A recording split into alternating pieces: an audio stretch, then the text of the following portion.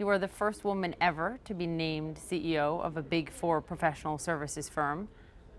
You've been in the job now for a little while. When did it really strike you?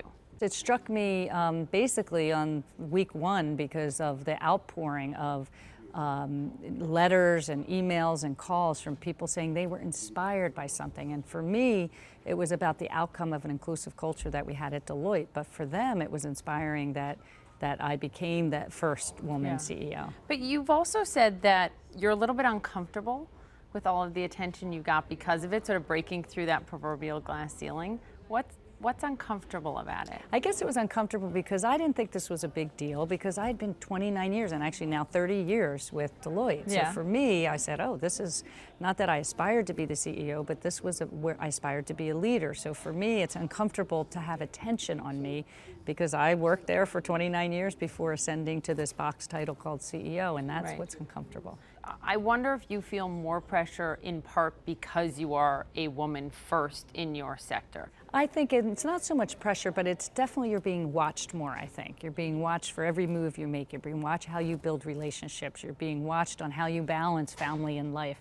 So I do think you get watched more. I often take a look at the landscape of women who raise their hand for different roles in our organization or others. And the numbers aren't there for that, and that's what we need to progress more on. Deloitte just made a big step in instituting 16 weeks, 4 months of paid family leave for all your employees, men and women. This isn't just parental leave. This is for caring for a sick relative, for an elderly parent. Up to 24 weeks of maternity leave for mothers. That's a lot. Yes. It's a huge shift, and I'm wondering why it came now. It came now because the first thing we've been looking at is the life cycle of our employees' well-being. We have a multi-generational workforce. We're trying to innovate around talent, and this is something we consider innovative. Well, it's also what people said that they would rather have, right? I mean, you guys studied this. 50% said they would rather have more parental leave than a pay raise. Yes. Is that for real? That is for real. So if you think about the millennial population, and we are a big organization of millennials, purpose over profits, triple bottom line, not just the financial side, it actually makes a lot of sense. If you ask 50% of the workforce what they would they prefer that over a pay raise, they are saying yes. Is that more women saying that they want more parental leave, or are men equally saying Interestingly, it was not gender-based, and I will tell you the outpouring of letters that I've received and emails from our announcement of this has been from men and women equally. Men have an opportunity now to take up to 16 weeks. And some men, LGBT men say, oh, I was going to adopt, and now I actually can take the time off with our new child as well. Here's the thing. It's one thing to give this leave, like 16 weeks parental leave to men or women. It's another thing to actually get them to take it. I think that's a really important point because we have not had men take leave for long periods of time. So this is the first offer of paid leave. And I think we really need some role models. I had one of our new partners come to me and say, I have a child who's autistic. I really want to take this time off. And I said, you need to take it off because we need you as a role model. So and is he? Yes, absolutely. Was it a hard sell to the board?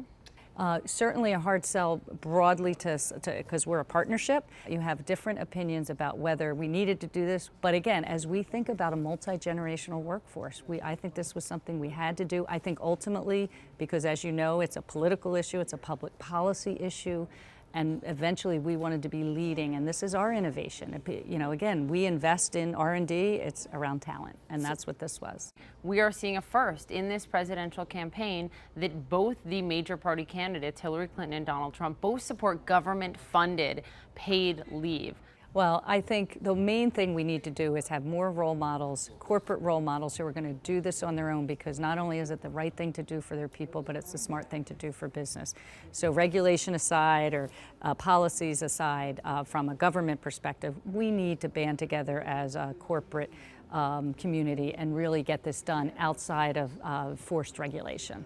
Forced regulation, but what about people that have hourly jobs, not salary jobs, that work for fast food restaurants, et cetera, so they don't benefit from a company like yours that is going to institute it, and they rely on the government stepping in to do this. And the United States is the only industrialized country that doesn't have paid leave. So should the government mandated in some capacity. I think that for those smaller companies, for instance, that have a high percentage of hourly workers, there are other programs I think that can be put in place around flexibility and predictability to have somewhat of the same outcome, and maybe it's not such a long leave, but gives them peace of mind that they can take care of their families when they do. So are you saying you don't think that there should be government mandated paid leave?